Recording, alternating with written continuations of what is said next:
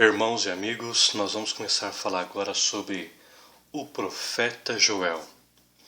O profeta Joel, cujo nome significa Javé é Deus, é um profeta que exerceu seu ministério no ano de 835 a.C., durante o reinado do rei Joás. O profeta Joel foi designado por Deus a profetizar, a proferir sentenças sobre Judá. Para entendermos um pouco mais sobre o período de Joel, vamos tentar transportar as nossas mentes para o período ali que Joel estava profetizando. No capítulo 1, o cenário provável é que o profeta Joel estava andando pelas ruas ali de Judá, próximo à região do templo, ou próximo ao templo. E ele caminhava pelas ruas e deparou-se com homens idosos. E ele disse: escutai, escutai, ó habitantes de toda a terra, aconteceu tamanha seca. Em nossos dias, vocês já presenciaram uma seca como essa? Uma manifestação de gafanhotos tão forte como a que nós estamos vivenciando? Ele continua passando pelas ruas e ele diz às pessoas: dizei isto que está acontecendo sobre essa seca, sobre os gafanhotos, sobre essas pragas que estão destruindo a nossa cidade, o nosso país. Dizei isso aos vossos filhos e os filhos dos vossos filhos e os seus netos. Mostrem a eles o que Deus está fazendo por causa do pecado. E ele continuou caminhando, e ele provavelmente estava presenciando, quando olhava para o lado, olhava para o outro, uma devastação gigantesca de gafanhotos comendo as plantações, deixando a agricultura praticamente acabada, destruída. E uma grande seca, não havia água. E os moradores de Judá, de Jerusalém, desesperados por uma resposta: por que está acontecendo isso conosco? O que está acontecendo?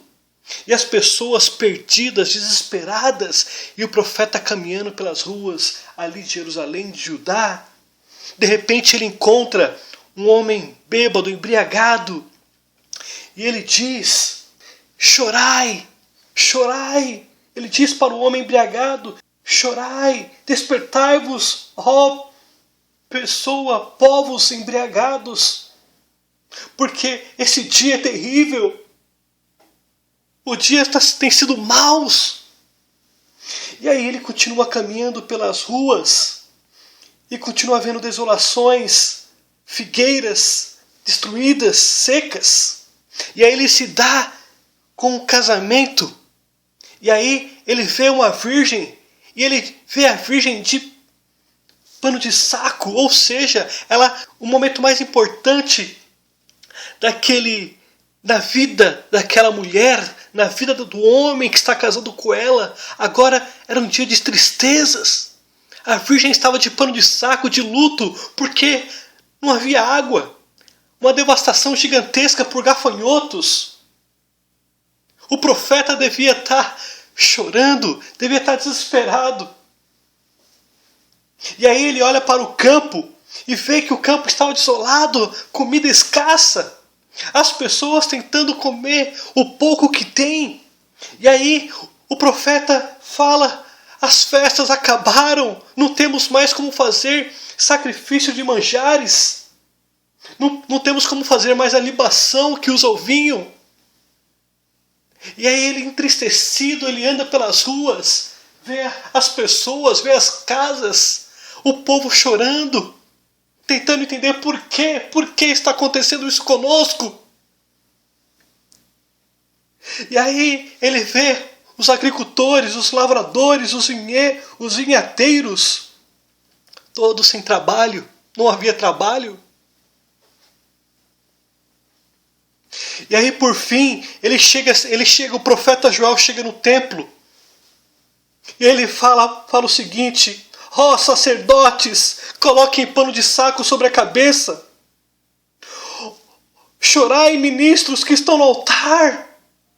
Passai a noite vestidos de pano de saco, porque nós não temos mais alimentos, cereais para poder fazer os sacrifícios. As nossas festas foram interrompidas. Promulgai o jejum nacional. Ó sacerdotes, convocai o povo, chamai o povo para fazer jejum. É tempo de jejum, é tempo de silêncio, é tempo de luto. É tempo de pano de saco. Convocai as pessoas, convocai Jerusalém, convocai Judá para orar, pedir perdão.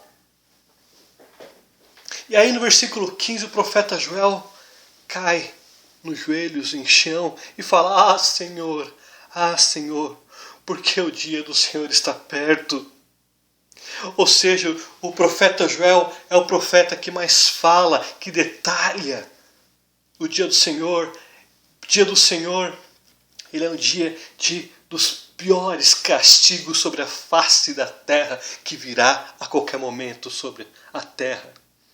E esse dia, a Bíblia fala que ele continua com a vinda de Yeshua HaMashiach, a vinda de Jesus sobre a terra, onde estabelece o seu reino sobre Jerusalém.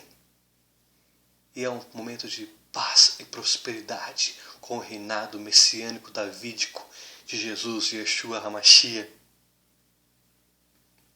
Então, aqui o profeta Joel ele está dando um cenário naquele período e um cenário de como será. Há dois cenários que o profeta Joel está falando. E aqui ele está mostrando os problemas que ele está vendo. Ele está falando que o dia do Senhor será um dia pior que esse. Será dia de muitas dores. Os bois não têm comida. Aqui no versículo 18, o gado está sem comida. Está tudo destruído, está devastado a terra.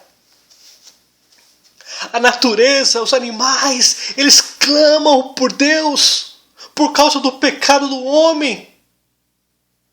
Então aqui mostra no capítulo 1 um pouquinho de como será o cenário do dia do Senhor que está a qualquer momento a vir sobre o mundo. Então o profeta Joel, ele explica ali o que ele está vivenciando. E ali é um pouquinho do que irá acontecer a qualquer momento sobre o mundo.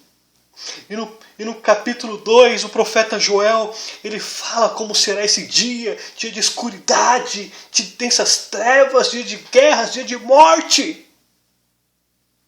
As pessoas matando umas às outras, guerras por toda parte. E aqui no capítulo 2 mostram que as cidades são saqueadas, pessoas pulando o muro, invadindo casa, roubando. Não há mais amor, destruição total. E aqui mostra no capítulo 2 que poderosas ações da natureza contra as nações infligem pragas, há mortes por toda parte. E o profeta Joel, do versículo 12 ao versículo 17, chama os sacerdotes, os ministros, os líderes a jejuar e orar, pedindo para que a nação, os líderes se convertam dos maus caminhos e aceitem a salvação que vem de Elohim. Convertam-se dos maus caminhos, arrependam-se para que Deus isente esta nação do furor da ira. Note que aqui está falando de dois cenários. Note que aqui está falando agora do versículo 12 ao versículo 17, o cenário daquele momento de Joel, não da tribulação, ou seja, do dia do Senhor que está vindo a qualquer momento. Sempre está havendo uma ligação, um paralelo entre aquele dia de Joel e os dias que está para acontecer. E aqui ele está chamando a nação ao arrependimento, para a conversão nacional, para que Deus não mais castigue Judá e Jerusalém. Do versículo 18 ao versículo 27 do capítulo 2, Deus se compadece do povo e muda a sorte deles. E ele volta a abençoar Jerusalém e Judá, a abençoar o vinho, a abençoar os cereais, o azeite. Ele volta a fazer Judá e Jerusalém a prosperar. Mas ele diz que os dias maus ainda virão sobre Judá, sobre o mundo, sobre as nações gentílicas. Ali mostra que Deus se compadeceu naquele período de Joel. Mas Deus disse que o dia do Senhor virá e virá para destruir o ímpio. E aqui do versículos 28 a 32 ele mostra como será o momento do dia do Senhor, os sinais que antecedem e os sinais que mostram que começou o dia do Senhor. E aqui ele diz que Ruach HaKodesh, que é o Espírito Santo, virá sobre pessoas velhas, filhos, mulheres terão sonhos e visões. Depois ele fala que ele derramará o Espírito sobre os teus servos naquele dia e fará prodígios no céu, na terra. E ele diz que todo aquele que invocar o nome de Adonai será salvo.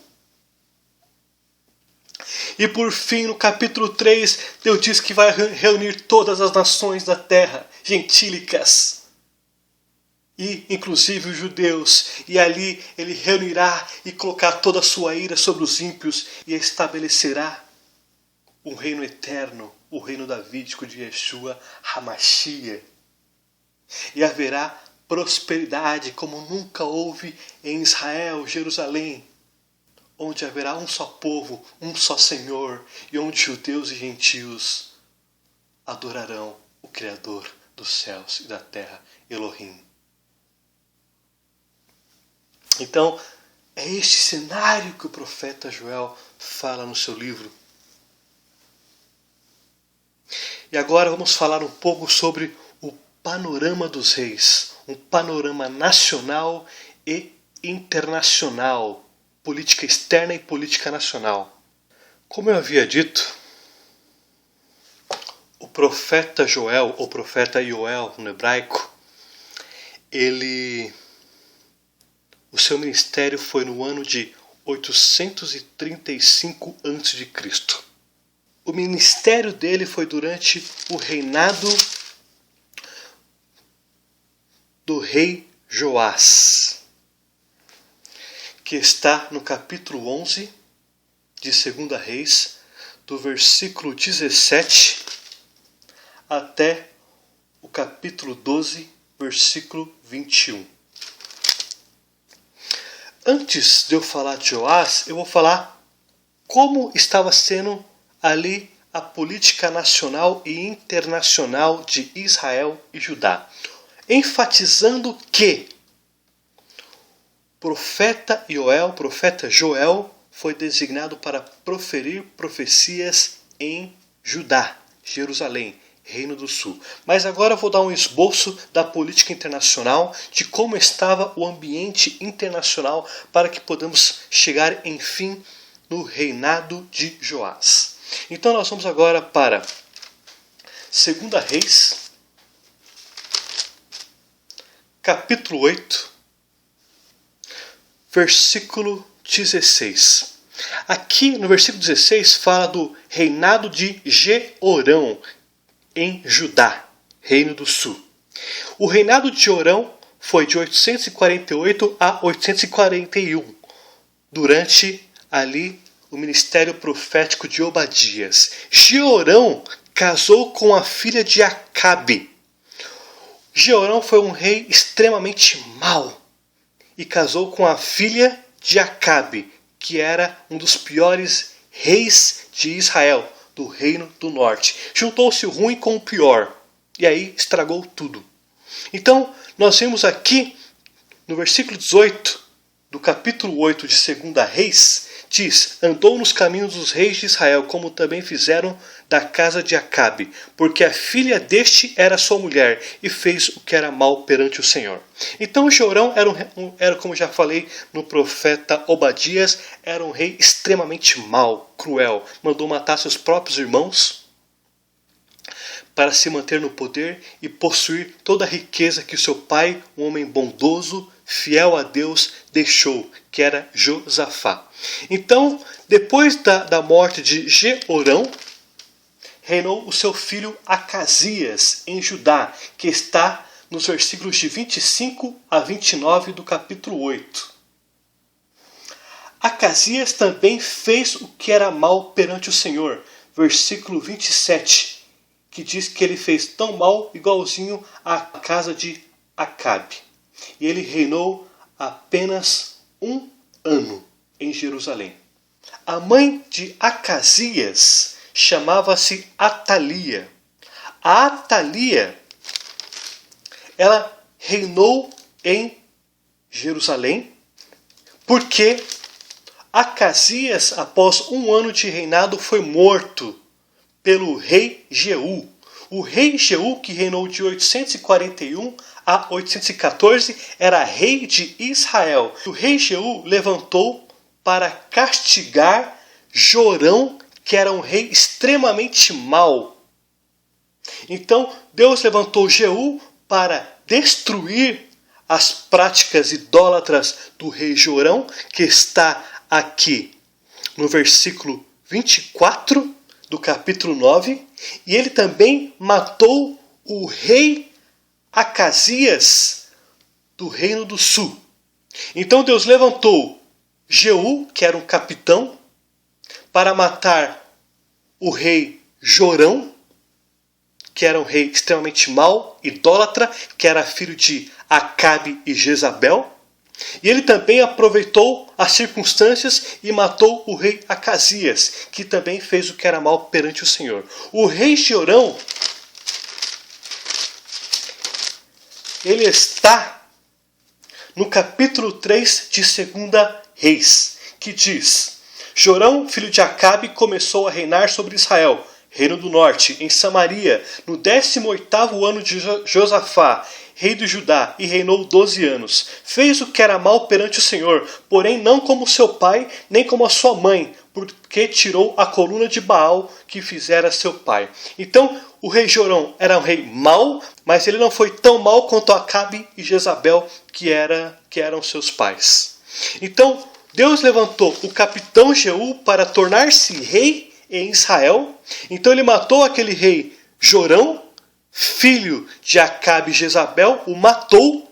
E depois ele aproveitou as circunstâncias e também matou Acasias, rei de Judá, que está no versículo 27 do capítulo 9 de 2 Reis, que diz: à vista disto, Acasias, rei de Judá, fugiu pelo caminho de Bet-Agã, porém Jeú o perseguiu e disse: feri também a este, e o feriram no carro à subida de Gur, que está junto a Ibleão, e fugiu para Meguido, onde morreu. Então Jeú tornou-se rei, e aí ele assumiu o poder e reinou de 841 a 814. Então este rei aqui em Israel matou as práticas de Acabe e Jezabel, mas infelizmente ele também começou a adorar bezerros. Também foi um rei que não adorou a Deus como um todo. Adorou a Deus e adorou a bezerros de ouro. Mas como o nosso foco é o reino do sul, agora eu falei que Acasias, que reinava em Judá, foi morto pelo rei Jeú de Israel. Então, quem sobrou no reino do sul? Atalia. Atalia era a mãe de Acasias. Atalia era uma mulher extremamente má. E o que ela fez? Quando o seu filho foi morto, ela assumiu o poder e tentou matar todos os filhos de Acasias, para não deixar um filho dele vivo, para que subisse ao trono. E ela assim teria um poder total sobre Jerusalém e sobre Judá. E aí o que acontece aqui?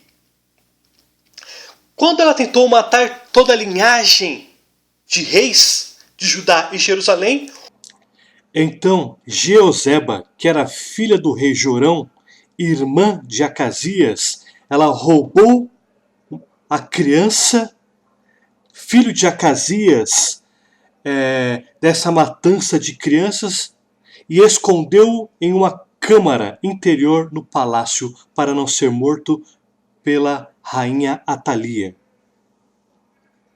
E os sacerdotes e o sumo sacerdote Joiada educou a criança nos caminhos do Senhor, no caminho da lei. E a criança foi crescendo, ouvindo a palavra de Adonai, ouvindo a Torá, e foi crescendo e aprendendo os caminhos retos. Então, esta criança, ela foi mentorada por Joiada. Então, praticamente, durante todo o crescimento da criança, ele teve um acompanhamento de sacerdotes e sumos sacerdotes. Em um momento, o sumo sacerdote proclamou Joás como rei, que está aqui no versículo 17 ao versículo 20 do capítulo 11 de 2 Reis. Proclamaram ele como rei e mandaram matar a Atalia, uma mulher extremamente má, que fala sobre ela no capítulo 11 de 2 Reis, do versículo 1 ao versículo 16. E ela foi traída, entre aspas. Era necessário que ela morresse, essa mulher idólatra e má, para que a linhagem davídica continuasse em Judá, em Jerusalém. Ou seja, a linhagem que viria o Messias, Machia, Yeshua, Hamashia.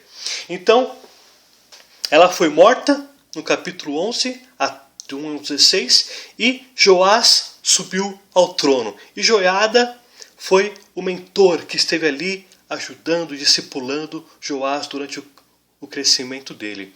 Então, o profeta Joel, o profeta Ioel no hebraico, entra justamente neste cenário aqui, entre Atalia e Joás, entre Acasias e Joás.